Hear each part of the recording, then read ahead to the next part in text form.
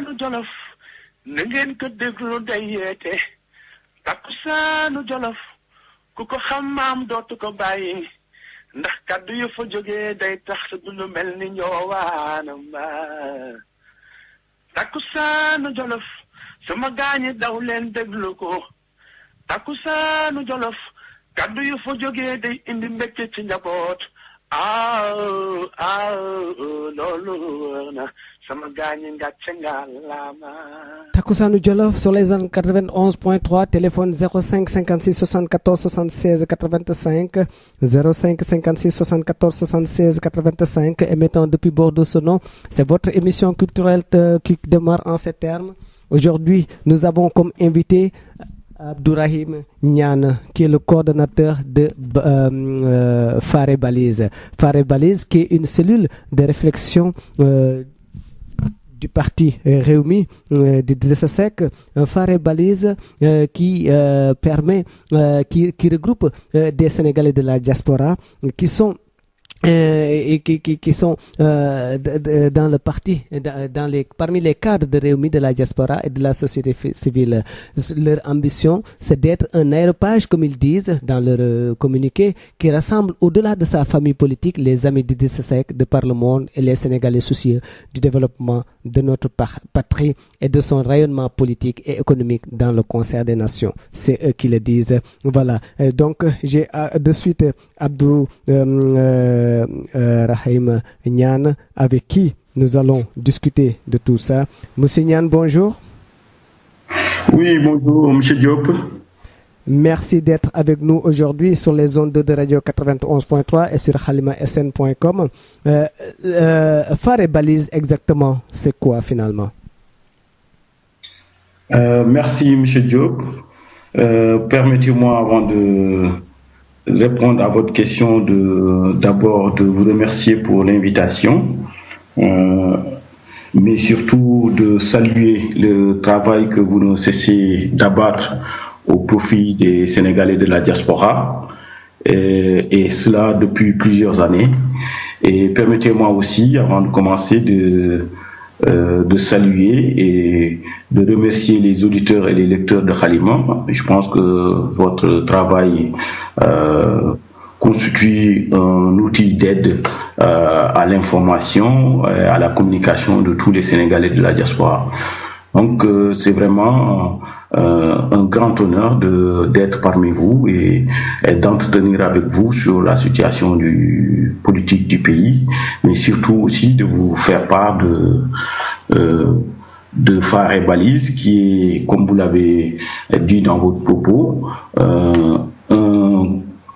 un groupement, un cercle de réflexion et d'action politique qui regroupe des cadres du Sénégal, de par le monde, et ces cadres ont senti la nécessité de ne pas rester uniquement à travailler au niveau de la diaspora, mais aussi ils ont toujours eu cette volonté de participer significativement au rayonnement du Sénégal et à son avancée. Et ces cadres ont senti la nécessité depuis plusieurs années déjà, même si peut-être c'est la première fois que nous intervenons directement. Il y a pas mal de publications que nous dédions, en tout cas par rapport à la situation politique nationale. Ces cadres ont senti la nécessité d'accompagner le président Idrissa Seck, qui est le président du parti Rewmi.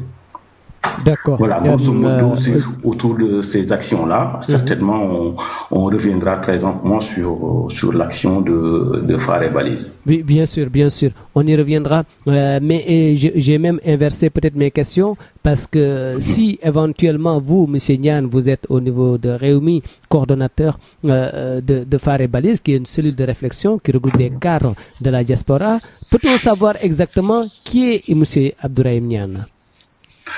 Oui, merci, je vous remercie. Monsieur Abdourahim Niane est un Sénégalais qui actuellement vit à Amiens, qui a fait ses études au Sénégal, notamment jusqu'à son DEA, ensuite par la suite qui est venu ici en France, qui a bénéficié d'une bourse étrangère du Sénégal et qui a terminé ses études ici en France et qui est depuis 4 ans travaille ici en France.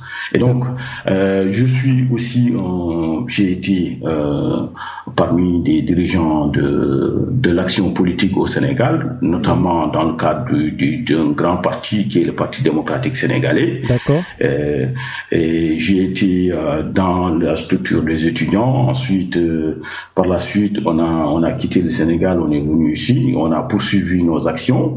D'accord. Mais depuis 2003-2004, vous savez bien, la situation politique de ce parti et du Sénégal a fait que il y a eu un certain nombre d'actes qui ont été posés et qui demandaient à tous les militants du PDS de se déterminer. Et en ce moment-là, moi, Nian, j'ai pris la décision d'accompagner Idrissa Seck dans un combat qui, comme vous le savez bien, a été un combat politique uniquement pour l'empêcher d'avoir l'ambition pour ce pays.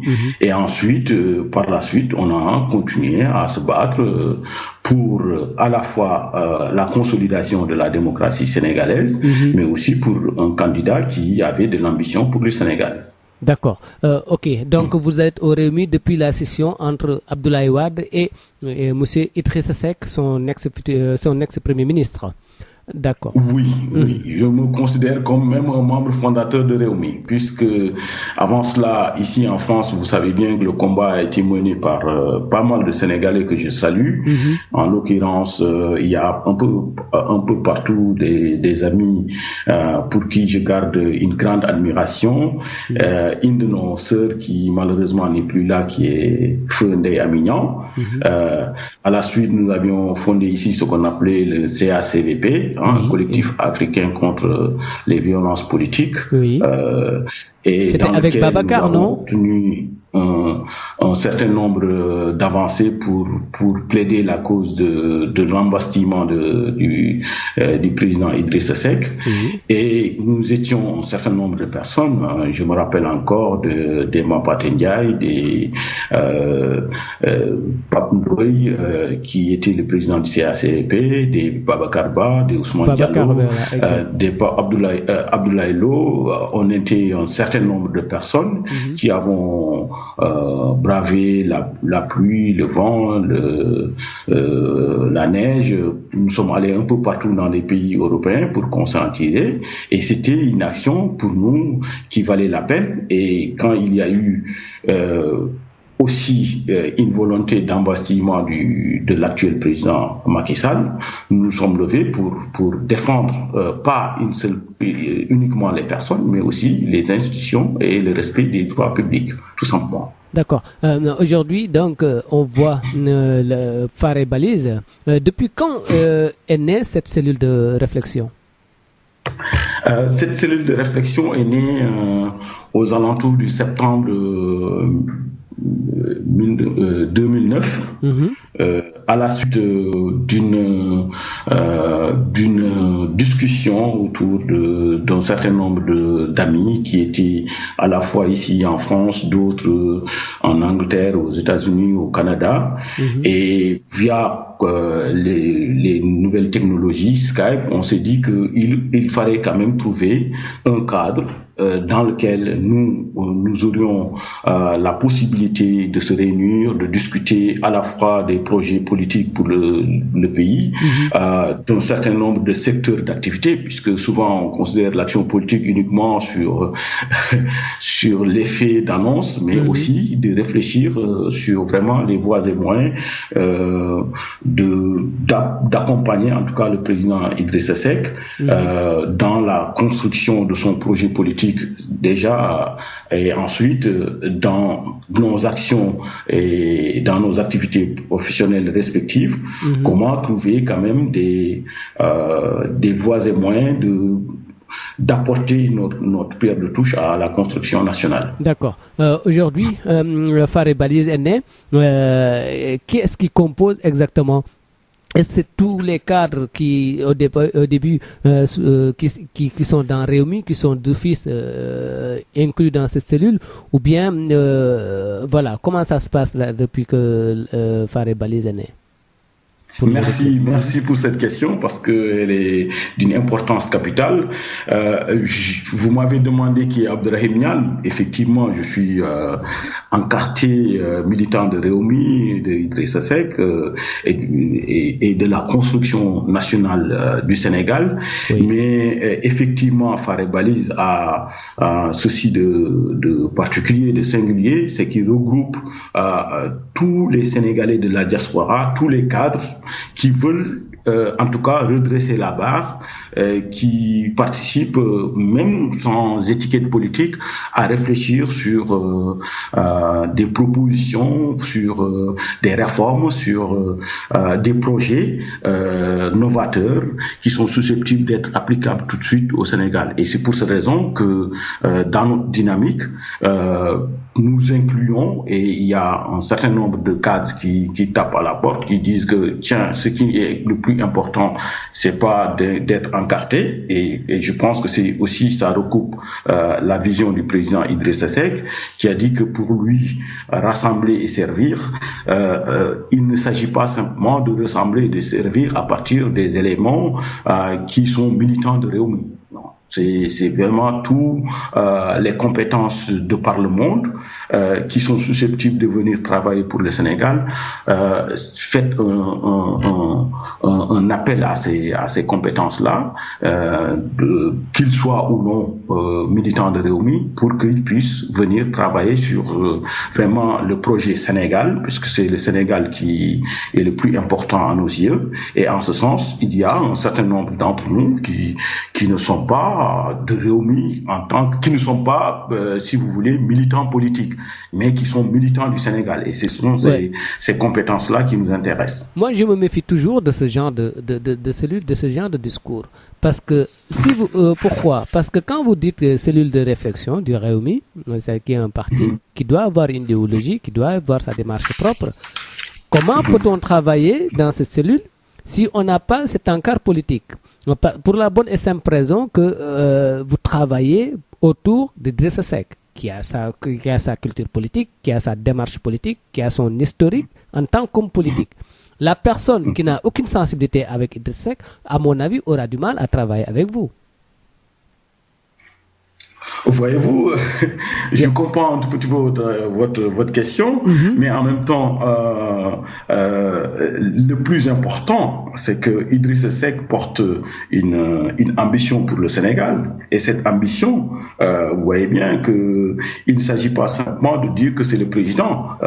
Et cette ambition, elle doit être partagée par des hommes et des femmes sénégalais qui sont compatriotes, qui sont des compatriotes et qui ont une haute idée de ce qu'ils doivent apporter comme contribution à la construction nationale. Et donc, bien évidemment, l'idéologie, elle est claire. En ce qui nous concerne, nous sommes des libéraux, voire même des libéraux orthodoxes. Donc, ce qui est important pour nous, c'est d'abord d'aimer profondément notre pays et en ce sens de travailler pour répondre aux préoccupations des Sénégalais, les plus urgentes d'ailleurs, et ensuite c'est de rassembler toutes les compétences qui peuvent faire en sorte que ce pays retrouve un rayonnement qui doit être le sien dans le concert des nations. Effectivement, mais avec une seule ligne directrice,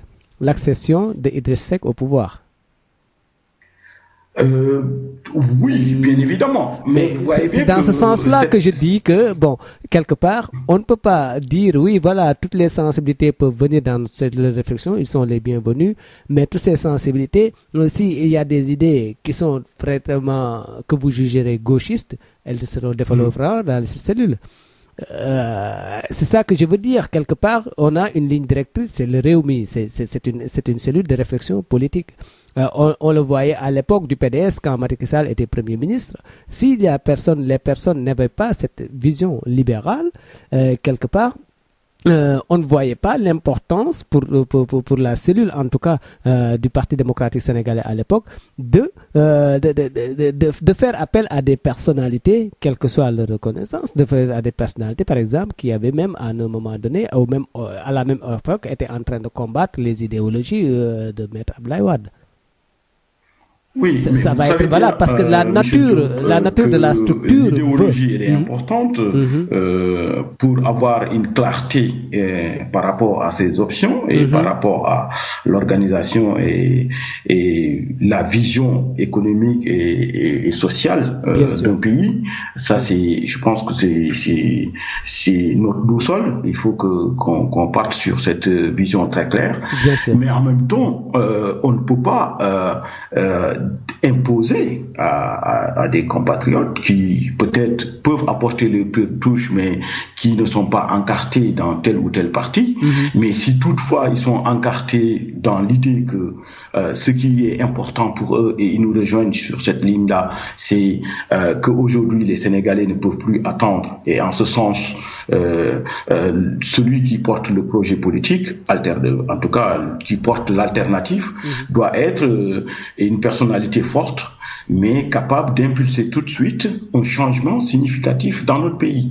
Et ces personnes, ces compétences, ces Sénégalais, ils sont à même de venir le rejoindre dans ce projet-là, qui est le plus important et je pense qui outrepasse même ces différences idéologiques, puisque ce qui est le plus important, c'est la réussite du Sénégal et des Sénégalais. Bien sûr, bien sûr. Et aujourd'hui, quelles sont les actions que vous comptez mener ou bien que vous avez déjà menées en tant que cellule de réflexion? Les actions, on les montre toujours. Peut-être qu'il y a certaines qui ne sont pas visibles, puisque c'est une série de réflexions. L'occasion vous est donnée pour la rendre plus visible aujourd'hui à tous les internautes. Voilà. Effectivement. Mais il y a un travail qui est fait, qui est un travail d'analyse et de réflexion, un travail de laboratoire d'analyse, pour à la fois analyser tous les secteurs de la vie économique de notre pays, et réfléchir sur les réformes qu'on doit mener une fois au pouvoir, mais surtout de constituer une cellule d'alerte et une force de proposition au service du président de Réumi. Bien sûr. Et aujourd'hui, quels sont vos rapports avec Idrissa Seck? Est-ce que tous les débats que vous menez sont de concert avec lui, ou bien c'est des réflexions que vous menez en amont avant de le présenter à Idrissa Seck pour qu'il soit validé? Comment ça se passe? Effectivement, nos réflexions, comme on l'a indiqué, c'est un cercle de réflexion. Donc, nous les menons en amont, à partir de notre propre vision du Sénégal et des secteurs prioritaires. Mais surtout que cette réflexion, elle apporte pour notre leader, en tout cas, c'est notre souhait, même si vous voyez bien qu'il est entouré quand même d'un certain nombre de compétences, mais à notre niveau, nous lui apportons un outil d'aide à la décision stratégique, donc de par les réflexions que nous menons, mais surtout que nous essayons de mobiliser en tout cas un certain nombre de cadres qui aujourd'hui sont dessus par rapport à la gestion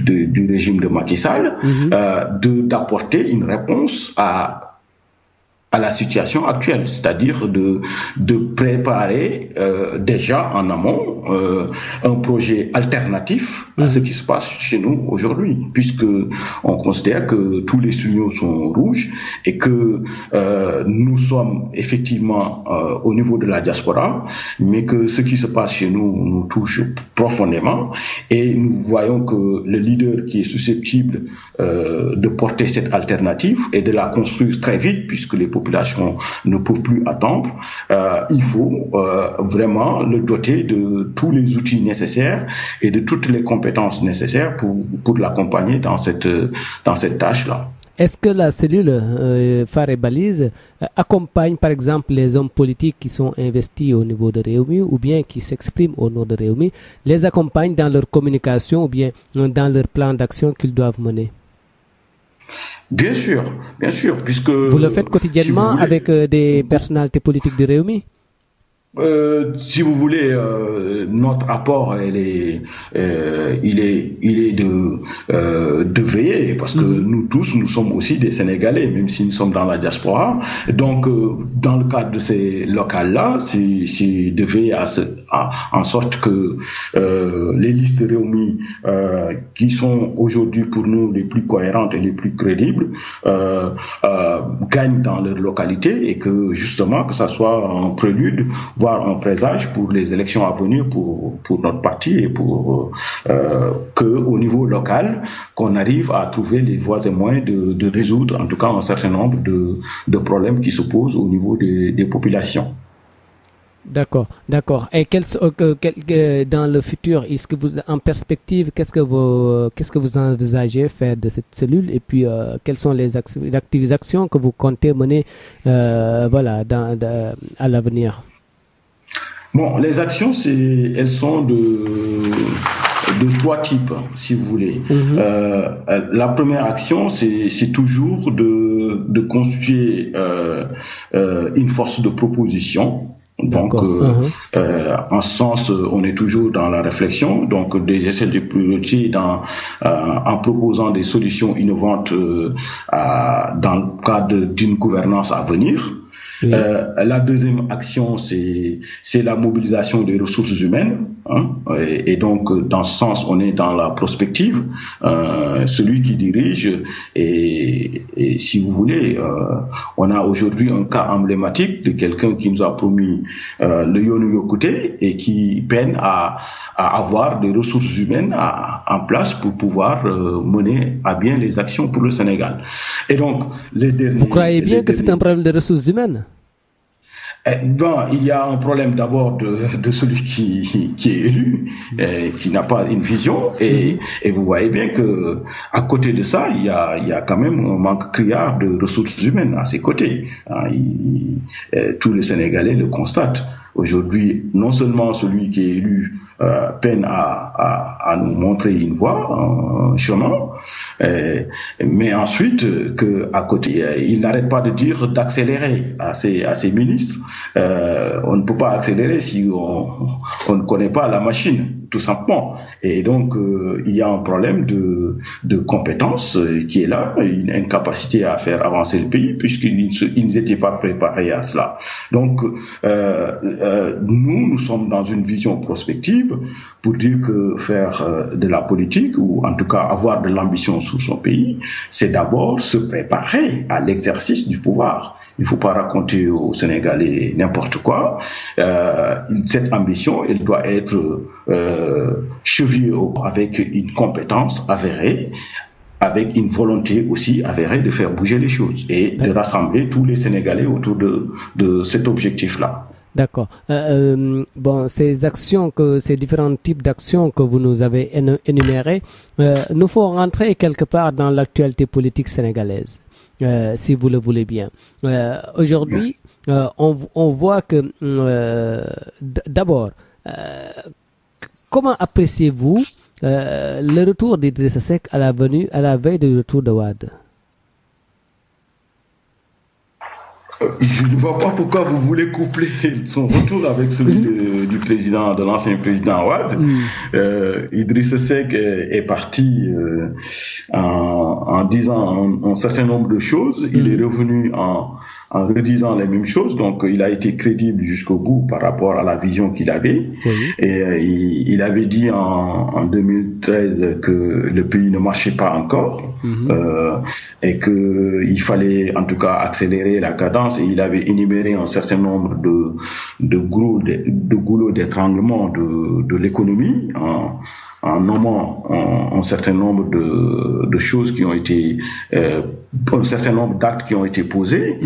Et à son retour, il a souligné que justement jusqu'à présent le constat reste le même, c'est que le pays ne bouge pas, Et donc, à ce titre, même s'il y a eu une concomitance, entre guillemets, entre son retour et celui du président Wade, je pense que chacun d'eux mène son chemin. Et pour nous, ce qui est le plus important, c'est le chemin qu'il mène pour le Sénégal, et on considère que voilà, il est l'avenir de ce pays, et il fera partie de ceux qui vont préempter cet avenir, et nous l'accompagnons en ce sens-là. Vous savez pourquoi j'ai fait cette réflexion? Parce que tout simplement, Idrissa Seck, c'est le fils d'Abdoulaye Wade, politiquement parlant. Ils ont les mêmes stratégies, ils ont les mêmes manières d'opérer, ils ont les mêmes manières de s'accaparer du pouvoir, quelque part, entre guillemets. C'est deux personnalités qui se ressemblent comme deux gouttes d'eau. Et c'est pour ça qu'ils ne peuvent pas rester dans le même, dans la même sphère politique, parce qu'ils se ressemblent trop. Et quand je vois Idrissa Seck débarquer à la veille de Maître Wade, c'était comme si quelqu'un qui emboîtait le pas à son père pour attirer l'attention politiquement parlant en termes de communication, parce que le contraire serait été réduirait sa capacité d'attirer l'attention des Sénégalais par rapport à sa venue. Ne pensez-vous pas que, par exemple, c'est fait sciemment de venir avant qu'Abdoulaye Wade ne débarque au Sénégal? Non, je pense que même si on veut toujours faire ce lien entre les deux personnes, il est clair que Idrissa a son agenda qui... Bien sûr, il a son agenda, mais pourquoi choisir la veille de la venue d'Abdoulaye Wade, alors que l'autre a dénoncé depuis 15 jours, lui, il ne s'annonce pas? Mais vous savez, bon, moi, c'est une réflexion qui est personnelle. Hein? Allô? Oui. Allô? Oui, je vous entends. Donc, c'est une réflexion qui est personnelle. Hein? Donc, peut-être que aussi il l'a pas fait sciemment, mais je vois souvent une ressemblance entre les actions d'Abdoulaye Wade et celles d'Idrissa Seck. Mais ce chemin faisant, aujourd'hui, on a vu Idrissa Seck s'absenter de la ville où il est maire. Quand on voit son mandat, pratiquement la moitié du temps a été absent de la ville de Thiès. Pourquoi? Il n'était pas malade. Il n'avait pas d'empêchement particulier par rapport à la ville. Moi, en tant que citoyen de Thiès, croyez-vous que j'aurais, à un moment donné, fait renouveler le mandat d'Idrissa Seck, tout simplement parce que c'est un homme d'État? Parce que finalement... Bon, vous posez plusieurs questions à la fois. Oui. C'est-à-dire que quelque part, par rapport aux citoyens thiessois, est-ce que vous croyez qu'il n'y a pas quelque chose à corriger de cette manière? Parce que c'est à Yankoba Diattara finalement de faire le bilan de la commune de Thiès et non pas Idrissa Seck. Est-ce que vous n'avez pas vu quelque part quelque chose qu'il fallait rectifier par rapport à Idrissa Seck, par rapport à sa présence à Thiès? D'abord, je vais répondre pas à pas aux différentes questions. Je pense qu'on va les regrouper.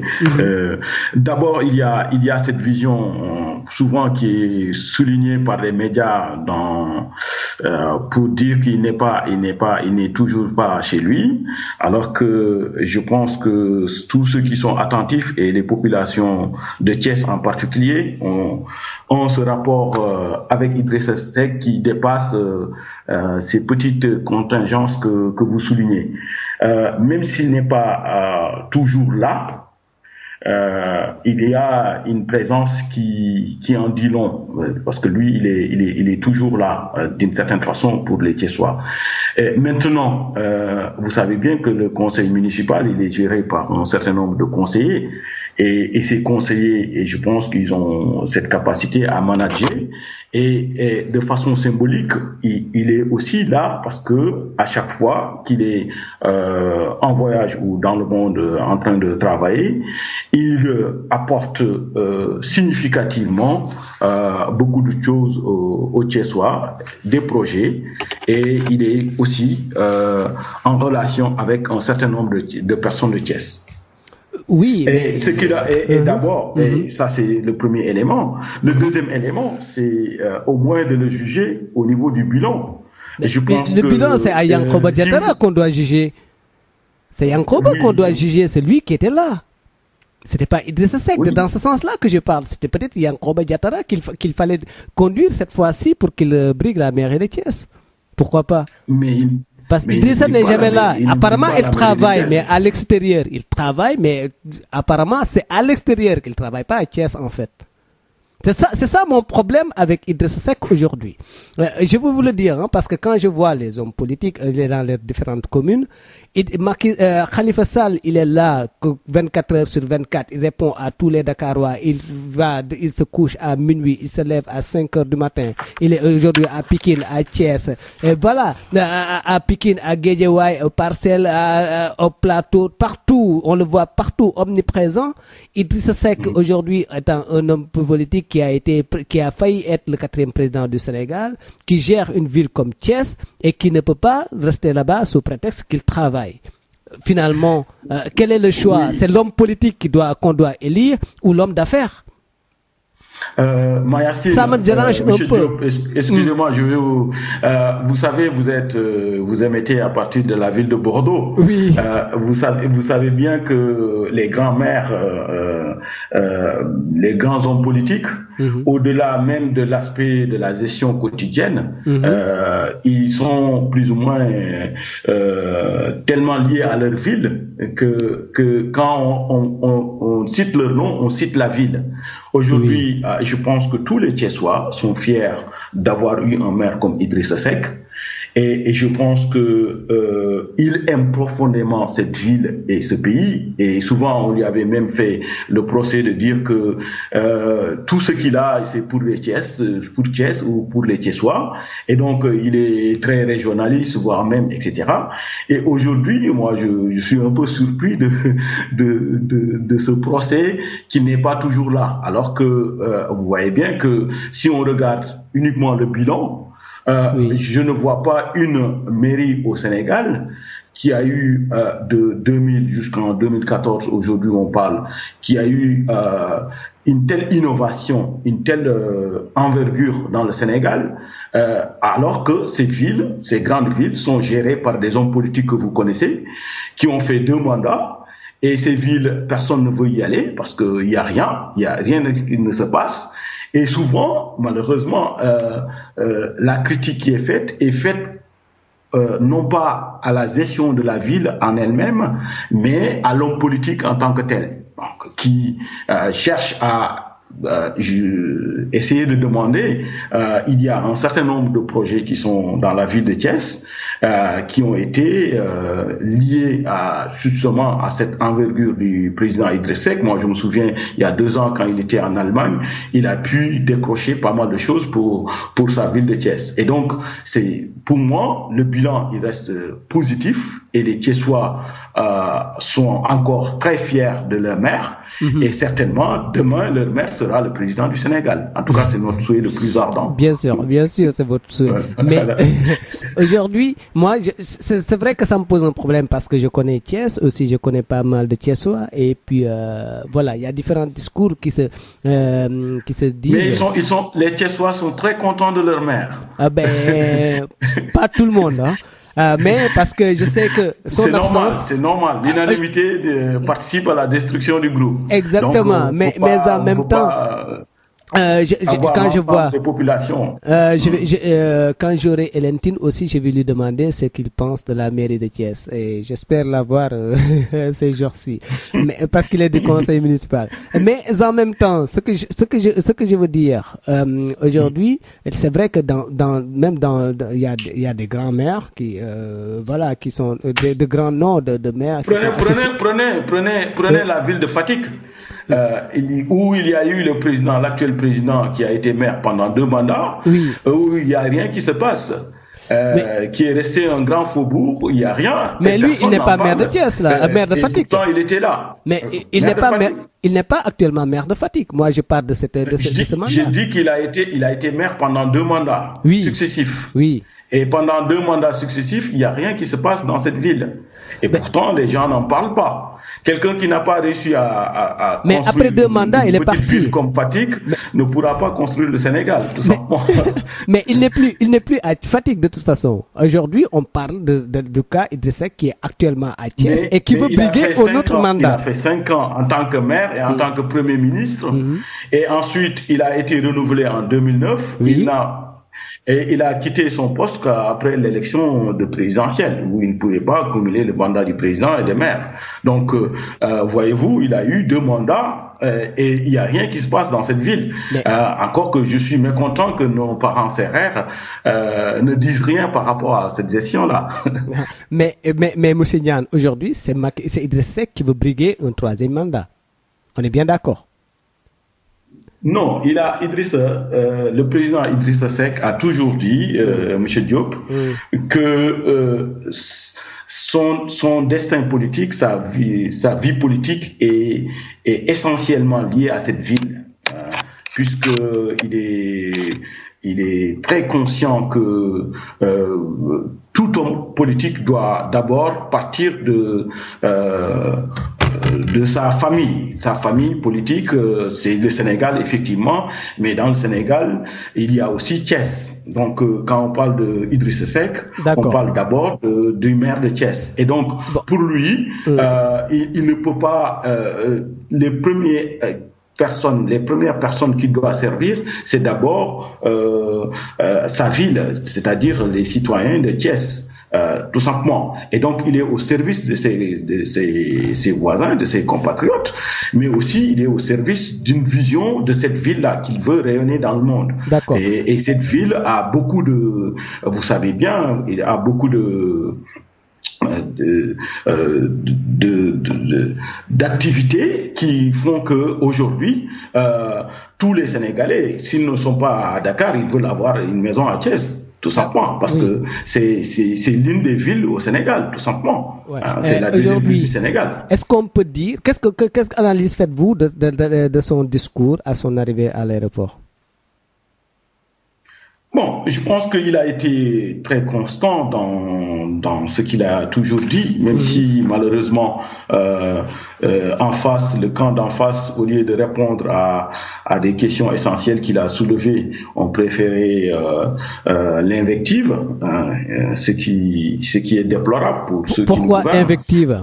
Pourquoi invective? Le mot est trop fort, non? Vous voyez, il a parlé du bilan. En partant, il avait dit qu'il n'y avait rien qui, pour le moment, Réumi Dohogul. Aujourd'hui, les Sénégalais disent Réumi Dohul. Et il parlait même d'enrichissement illicite, là. Vous savez bien que... je dis, est-ce que son discours n'a pas été trop fort? Juste histoire d'attirer l'attention, mais parce que à un moment donné, ne pensez-vous pas qu'il a dépassé même son idée quelque part en parlant même d'enrichissement illicite? Peut-être que Macky Sall devrait même être accusé d'enrichissement illicite en faisant une allusion. Moi, j'ai trouvé son discours un peu trop fort, dépassant même sa pensée quelque part, parce que pour moi, il ne devrait pas dire ça. Bon, c'est votre point de vue. Bien sûr.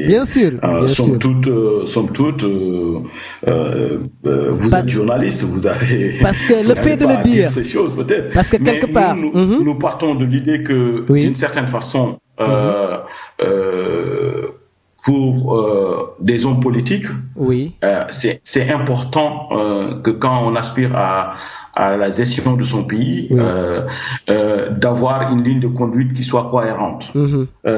Et dans cette ligne de conduite qui soit cohérente, le premier élément essentiel, parce que on avait parlé de notre idéologie, on est des libéraux, donc la liberté, elle est importante dans un pays, et la préservation de la liberté.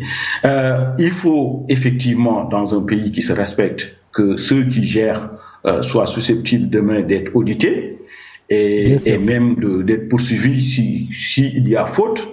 Mais essentiellement, vous voyez bien que l'État pose des principes essentiels par rapport à cette poursuite-là. Et donc, le premier principe, c'est que l'innocence, elle se présume. Tout citoyen est présumé innocent jusqu'à ce que la justice dise que, voilà, et il est coupable. Donc, la culpabilité, pour nous, elle se prouve. Quand vous dites que quelqu'un a détourné, il faut apporter des preuves matérielles de son inculpation. Et à ce titre, on ne peut pas prendre des slogans, une traque, etc., des biens mal acquis. Nous sommes pour que ceux qui prennent les deniers publics puissent les restituer. Et ça, c'est fondamental. Mais encore faudrait-il que ceux qui sont susceptibles de mener cette traque aient plus ou moins des mains propres, tout simplement. Et donc, on ne peut pas dire que l'autre a fait tel ou tel acte, a posé tel ou tel acte, alors que on a un certain nombre de choses à se reprocher, tout simplement. D'accord. Oui, mais justement, c'est pour ça que moi, ça me frustrait un peu de venir justement dire, voilà, Macky Sall aurait pu même être accusé. Bon, mais on va continuer. Pourquoi ça vous frustre par rapport à cette situation? Parce que c'est ce que bon, ma frustration de départ, c'est expliqué aujourd'hui après par la réaction, c'est vrai, qu'il a suivi dans sa réaction, par exemple, Souleymane Jules Diop, qui a parlé du protocole de Rebeuss, qui est aussi un facteur dérangeant des rapports entre Idrissa Seck et Maître Abdoulaye Wade. D'ailleurs, quels sont vos rapports? Comment pensez-vous de ces rapports-là qui existent entre Idrissa Seck et Abdoulaye Wade? Comment ça se passe aujourd'hui?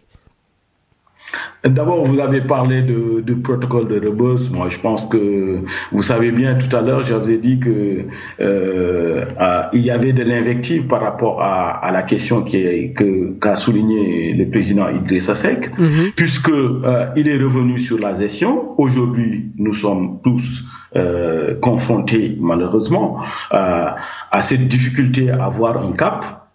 Le président, ceux qui nous dirigent sont incapables d'en dessiner un. On ne sait pas où va le Sénégal. Aucune communication objective sur le PCE ils ont fait du tintamarre sur ce projet du Sénégal émergent après avoir largué le Yoonu Yokkouté et le plan Disso. Après avoir financé ça à coups de milliards. Maintenant, au lieu de répondre à ces questions qui sont essentielles, qui impactent sur le quotidien de nos compatriotes, il y a eu une cellule de postillon, que j'appelle une cellule de postillon, oui, c'est cela le mot, qui reviennent sur des choses qui sont passées et que tout le monde sait, puisque tout à l'heure vous parlez de la justice, que c'est la justice sénégalaise qui elle-même a clôturé ce débat, et donc vouloir en revenir, c'est jouer vraiment dans le clafaudage, tout simplement. Et maintenant, par rapport à la question, comme vous le soulignez, du rapport du président Wade et de l'ancien président Wade et du président Idrissa Seck, vous savez bien, ils ont eu un rapport, et nous, on ne nie pas le passé. On ne nie pas le passé, au contraire. Ils ont eu... Idrissa a été un conseiller éclairé du président Wade. Il a été un collaborateur dévoué du président Wade. Et il a participé en tant qu'homme de valeur à l'ancrage de cette alternance jusqu'en 2004. Et en quittant ses fonctions de Premier ministre en 2004, vous savez bien que tous les signaux du Sénégal étaient verts. On était à un taux de croissance de 6%, de 6-7%, ce qui n'est pas le cas depuis lors. Et donc, il a eu cet événement, il s'est comporté dignement, il a été patient, il a été digne dans cette épreuve, et pourtant il a pardonné, il poursuit son chemin. Pour nous, Idriss symbolise l'avenir. Wade, nous n'en parlerons que par le passé, même si aujourd'hui il a, et ça je souligne, il a entièrement la possibilité en tant qu'homme politique d'aller et de venir comme il veut au Sénégal. C'est son droit le plus absolu. D'accord. Effectivement. Aujourd'hui, comment jugez-vous le cas Karim Wade du Sénégal, du fils de l'ancien président?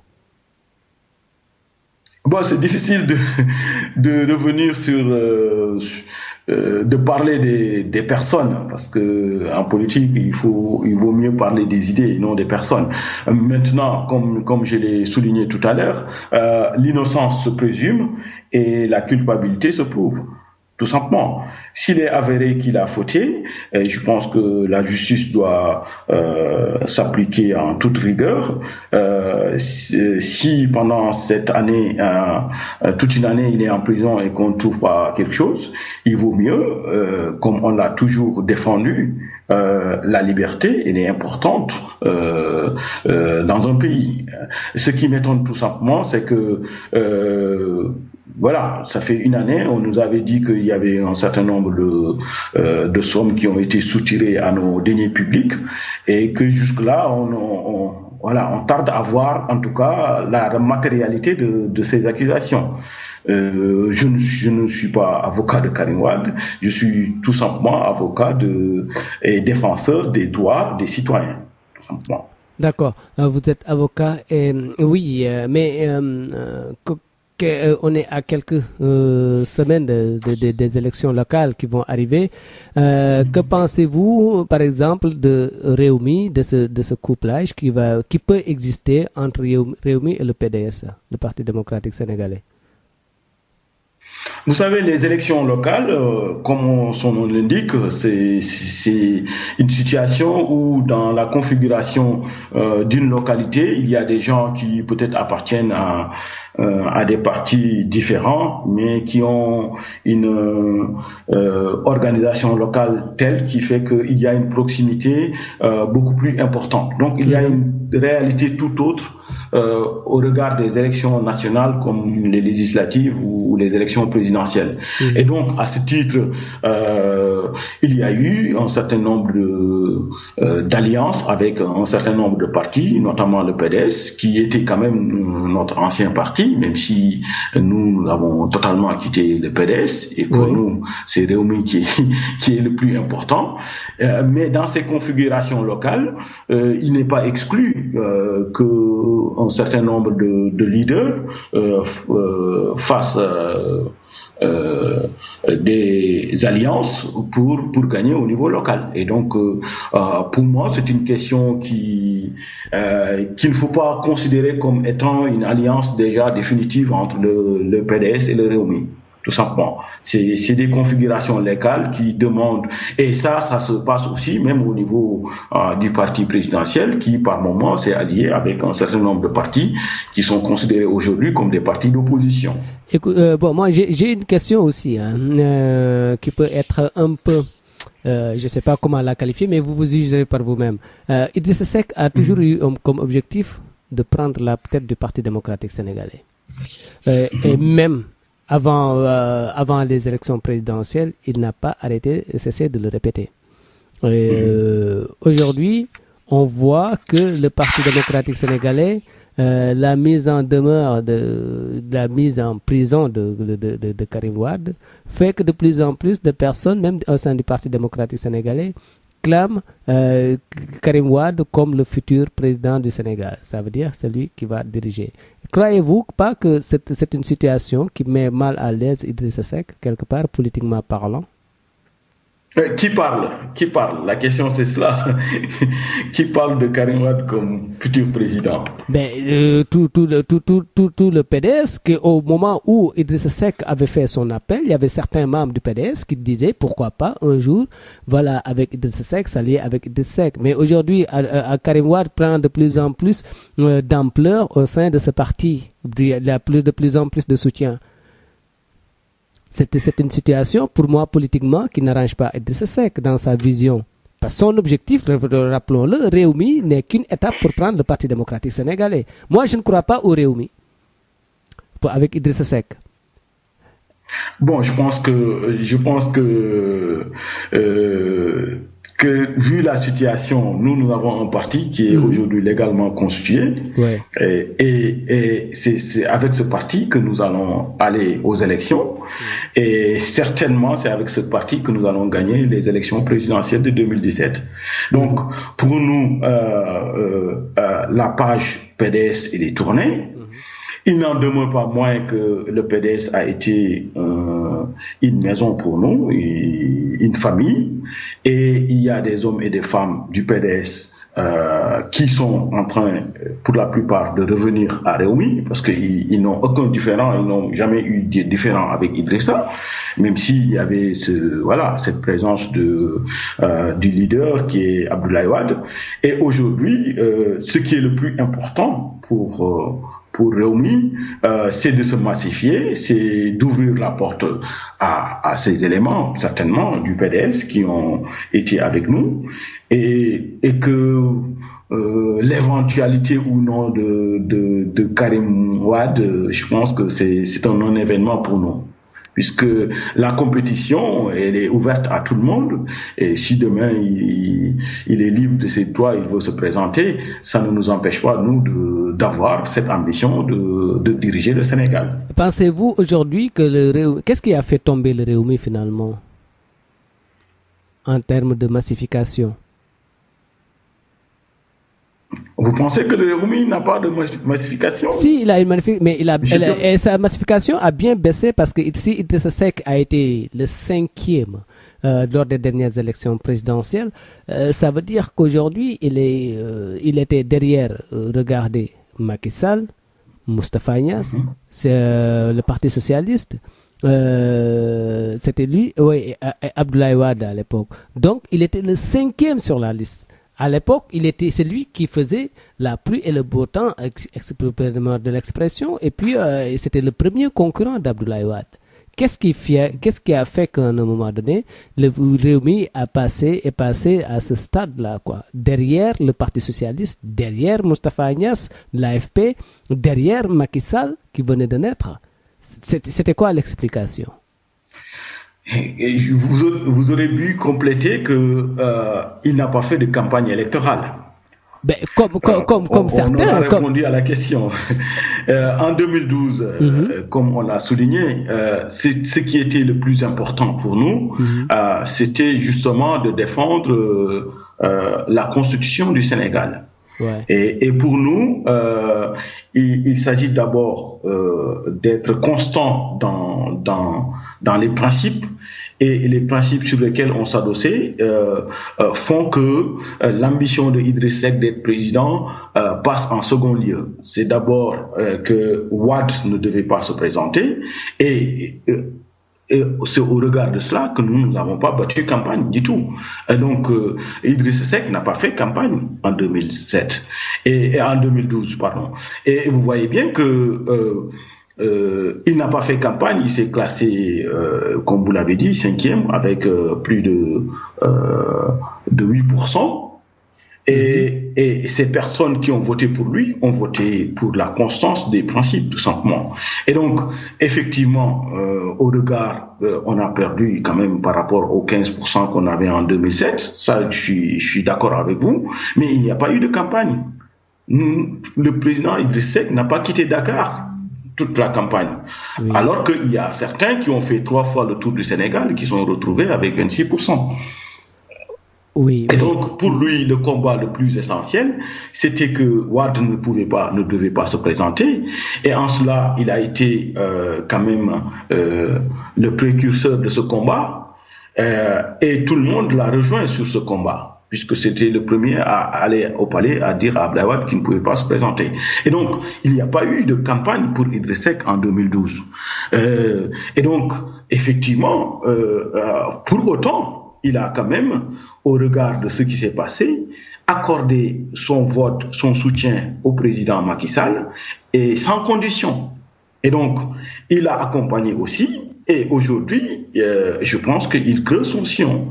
Idrissa est en train de creuser son sillon et c'est ce qui est le plus important. D'accord. Aujourd'hui, que pensez-vous, d'une manière générale, de la situation politique, économique, surtout du Sénégal? Bon, on va convenir avec tous nos compatriotes que le pays ne marche pas. Ça, c'est le premier élément. Il ne marche pas parce que le Sénégal qui a été posé, en tout cas dessiné par le président Macky Sall, nous ne l'avons pas vu. Il a posé tous les actes qu'il avait posés. Aujourd'hui, il les a ravalés au second plan. On ne parle plus que du programme du Sénégal émergent. On a oublié le Yonou Yokouté, le plan d'ISO. Aujourd'hui, on est revenu à dire qu'il faut accélérer, qu'il faut la cadence. Mais la cadence, pour l'accélérer, il faut encore qu'on ait un cap, une vision. Ce qui n'est pas le cas. Aujourd'hui, les Sénégalais sont dessus de la gestion du président Macky Sall et malheureusement, il y avait eu des signaux d'alerte que nous avions posés au sein de Rewmi pour dire que il y avait un certain nombre de choses à poser et 2 ans après, on ne sait pas où il veut mener le Sénégal. C'est ça la réalité aujourd'hui. On n'arrive pas à trouver un chemin. La rupture qu'il avait, en tout cas, crié sur tous les trois, on ne la voit pas. Il n'y a pas de rupture, ni dans la gestion, ni dans l'entourage, encore moins dans le quotidien des Sénégalais. Les Sénégalais sont dessus de cette deuxième alternance. Donc, à votre avis, Idrissa Seck serait plus constant que Macky Sall?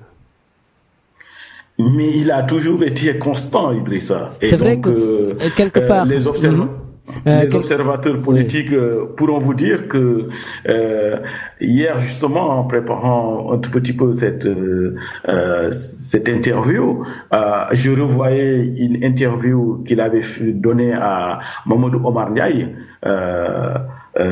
Et dans cette interview qui est datée de 1988, je revois les mêmes choses qu'il est en train de dire aujourd'hui. C'est-à-dire que ce qui est le plus important pour Idrissa, et c'est cette qualité essentielle qui fait que nous sommes derrière lui, c'est d'aimer profondément le Sénégal et les Sénégalais et de les dire la vérité. Mais des fois, je vois qu'il manque de constance. Je m'explique, parce que quand on a vu Idrissa Seck des fois se rendre au palais à l'insu même de ses bras droits, et puis nuitamment ou bien de manière entre 8h et 9h, sans pour autant dire personne, et puis revenir pour dire Wade c'est mon père, et puis repartir pour être son ami, son ennemi public numéro 1. Je pensais quelque part aussi il avait manqué de constance. Et quand on voit Idrissa Seck toujours soutenir en un moment donné le président de la République, et le jour où il va à RFM pour pleurer, pour parler de son passé, moi ce jour-là j'ai dit depuis ce jour-là j'ai dit qu'il quittera l'opposition, parce qu'il était en train de préparer un coup pour ça, parce que quelque part il ne voulait pas rester dans ce pouvoir-là, même dès le départ il ne voulait pas. Pour moi c'était juste une théâtralisation. Il fallait quitter le parti pour vraiment s'affirmer comme chef de l'opposition, et puis il l'a fait. Est-ce que vous croyez que quelque part demain dans le pouvoir il ne va pas changer de fusil d'épaule? Mais si vous avez bien écouté Idrissa, le président Idrissa Seck, vous allez voir qu'il y a une constance dans ce qu'il a dit. Quand le président Macky Sall est venu le voir entre les 2 tours, il a dit qu'il fallait à la fois, lui, il n'avait même pas besoin de venir le voir, il allait le supporter parce qu'il combattait Wade et cette violation de notre constitution. Et donc, après l'élection du président Macky Sall, il a dit qu'il ne voulait pas l'encombrer et qu'à ce titre, il laisse l'entière responsabilité de travailler et qu'il va veiller à ce qu'il y ait vraiment un climat de sérénité et de calme pour mettre en place sa vision et sa politique gouvernementale. Et donc, pendant une année, on n'a pas, en tout cas, alors qu'il y avait pas mal de choses, pas mal d'actes qui ont été posés, il n'y a pas eu une critique du parti Rewmi, du président Idriss Seck, de l'action gouvernementale de Macky Sall. Maintenant, Idriss Seck n'est pas là pour... c'est un homme politique, M. Diop. Et en tant qu'homme politique, il a l'ambition demain de prendre les rênes du pouvoir. Et en ce sens, il ne doit pas passer sous silence justement ce qui ne marche pas dans notre pays. Et c'est à ce titre qu'il a été qu'un éveilleur, si vous voulez, pour dire que tiens, il a donné des signaux comme quoi il faut changer. Et même s'il est arrivé à là, c'est qu'il n'y a pas eu cette volonté justement de lui donner l'occasion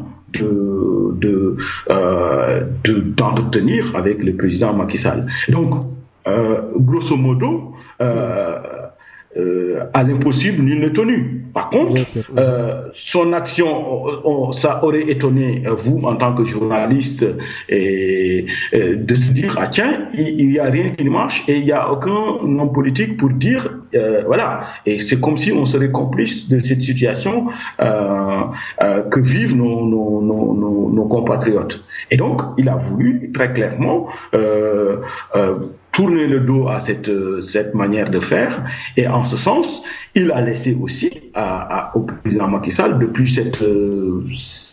cette fameuse émission, pendant une année, il n'a pas dit un certain nombre de choses par rapport à sa gestion. Et donc, quand il est revenu et il a dit la même chose, c'est-à-dire qu'il a été à la fois cohérent et crédible par rapport à ce qu'il avait dit.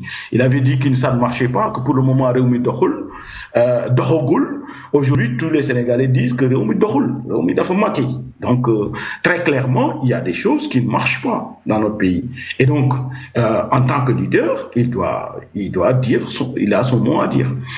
Concernant maintenant son rapport avec le président Wade, je vous avais dit tantôt qu'il a été un conseiller éclairé. Et un collaborateur dévoué à Maître Wade.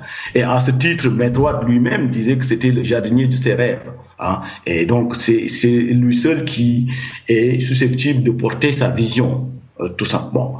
Et donc, quand le président Wade, l'ancien président Wade, s'est entêté à vouloir présenter un troisième mandat, il a voulu le sauver de cette situation. Parce que pour nous, Wade a fait des grandes choses. À défaut d'être notre Mandela à nous, on devait au moins le sauver d'un certain nombre de dérives qui n'étaient pas certainement dues à son entourage, peut-être à cette volonté aussi ou à cette vision qu'avait un certain nombre de ses conseillers de vouloir à tout prix, voyez-vous, je fais allusion à cette génération du concret qui voulait mettre le fils de Wade à la place du père. Donc, d'une certaine façon, on ne peut pas accompagner, pour conclure, on ne peut pas accompagner quelqu'un pendant une trentaine d'années et le laisser du moins sombrer, quoi. C'est pour cette raison qu'il a voulu essayer de trouver une solution par rapport à la situation du pays, puisque aussi l'équilibre de la nation et le calme, la sérénité, c'est ça qui est le plus important pour un pays, pour aller de l'avant. Bon, on va conclure, M. Niane. Après une heure de débat, c'est vrai, sur Idrissa Seck et puis de Faré Valise. Pour terminer, quel appel lancez-vous à tous les gens qui vous écoutent, toutes les personnes qui vous écoutent?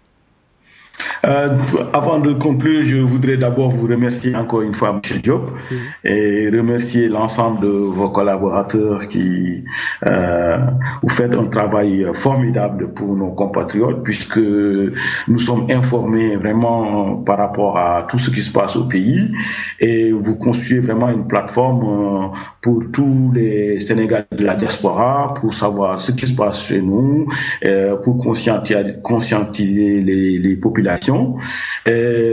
Mon appel, c'est que aujourd'hui, nous sommes devant une situation chaotique du pays, une situation qui demande vraiment un sursaut national de tous les Sénégalais, parce qu'il y a un certain nombre de nos populations qui vivent le deuil de cet espoir déçu.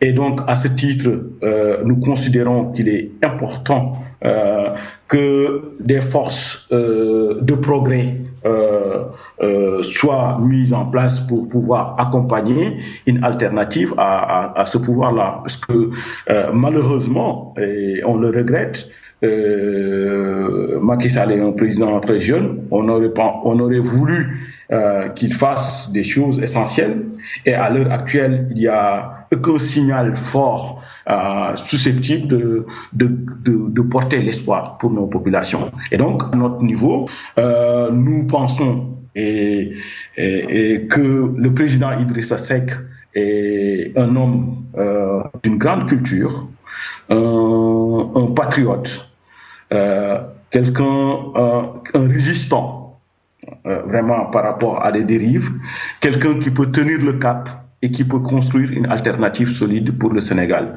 Et donc, à ce titre, nous saurons en tout cas parler aux Sénégalais, parler à toutes ces populations qui sont dessus par une gouvernance malheureusement qui tourne au ridicule, puisque malheureusement, comme on dit, et ça je reprends un propos de Henri Marot, il dit que l'autorité qui ne conduit pas à l'ordre mène au ridicule. Donc aujourd'hui, il n'y a plus d'ordre au pays. Il y a des gens sortis de nulle part qui parlent au nom du Sénégal, qui font tout et n'importe quoi, et qui malheureusement par rapport aux préoccupations essentielles de nos compatriotes n'apportent pas une réponse en dehors de ces petits calculs politiciens. Et donc pour nous, il faut sortir de cette ambiance pour ancrer véritablement ce pays que nous aimons tant, qui a une grande vision, qui a été respectée et qui est toujours respectée par ses enfants, par ses fils un peu partout. Je parle sous votre contrôle, vous êtes à Bordeaux, et tous les Sénégalais ont cette envie vraiment de redorer le blason de notre pays. En tout cas, je vous remercie beaucoup, Moussé Niane. C'est un plaisir de faire cette émission avec vous parce que vous êtes le coordinateur, je vous le rappelle, de la cellule Phare et Balise, une cellule de réflexion du parti Réumi d'Idrissa Seck, constitué essentiellement par des Sénégalais de la diaspora, des cadres de la diaspora. En tout cas, je vous remercie. Et puis, pour les auditeurs, ils peuvent réécouter en podcast l'émission sur khalima.com/jolof à partir de demain sur le site de khalimasn.com. Merci Moussé Niane, à très bientôt. Merci M. Diop, c'est moi qui vous remercie pour cette invitation. Merci, allez, au revoir. Au revoir, merci. Au revoir. Voilà, c'était Moussé Niane sur les ondes de radio 91.3, téléphone 05 56 74 76 85. On ne pouvait pas prendre d'appel téléphonique à partir dans les 15 dernières minutes parce que on était pris par le temps, puisqu'il y a l'émission Ozlem qui arrive maintenant aussi, et puis moi je vous donne rendez-vous dimanche prochain, même heure, même fréquence, sur les ondes de radio 91.3, téléphone 05 56 74 76 85, émettant depuis Bordeaux. Vous pourrez réécouter l'émission sur khalimasn.com à partir de demain, Inch'Allah, bu neexee borom bi. Kon ku ci nekk fa nga nekk ma duggoon sa biir kër, fëgguma nga teeru ma maa ngi dem nag di leen tàggu di leen ñaanal dimanche jàmm ak ay bésu jàmm jàmm ñëpp ñut yàlla may ñu wër ak tal ak sutura ak jàmm bu nu taxee ñu mën a gën a uuf suñu njaboot uuf waajur yi ku ci nekk ca ñette àllaaxira nag yàlla na leen yàlla yërëm te xëñu ku ci am naqar yàlla na ko yàlla saafara ñu nekk ña caabi féete gannaaw tamit yàlla na leen yàlla defal seen bopp ba ñu génn fa ñu jóge ci tàkkusaanu Jolof nee na fës na ngeen ko déglu day yeete takkusaanu Jolof ku ko xam maam dootu ko bàyyi ndax kaddu yu fa jógee day tax sa dund mel ni ñoowaanam ba takkusaanu Jolof sama gaañi daw leen déglu ko takkusaanu Jolof kaddu yu fa jógee day indi mbégte ci njaboot loolu wër na sama gaañi ngàcce nga laama